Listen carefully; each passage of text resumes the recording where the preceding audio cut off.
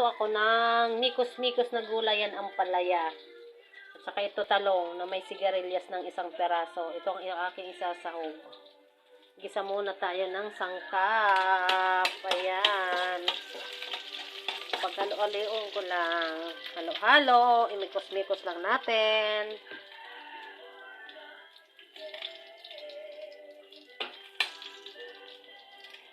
Pwede na yan. Ulam na yan.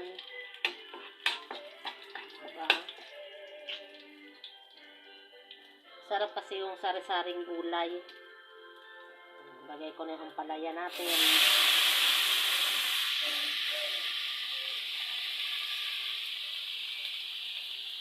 Ampalaya para sa walang mga Valentine's Day. Pwede na yan. Diba? Tapos, takpan natin. Takpan muna natin. Ganyan ang ulam kapag walang date ngayong Valentine. Ampalaya muna tayo.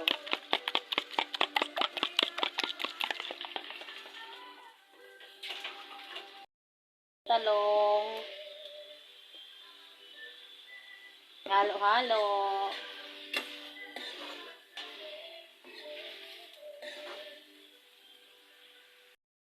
Pampalasa.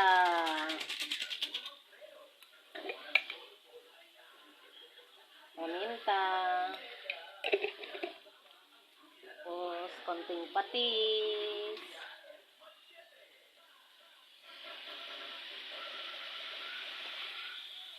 Ito na kasi siya lalaya. Tawag natin itlog.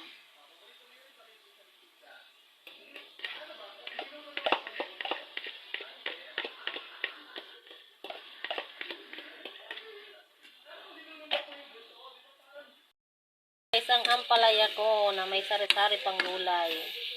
Ang sahog niya ay itlog. Eating time na, guys.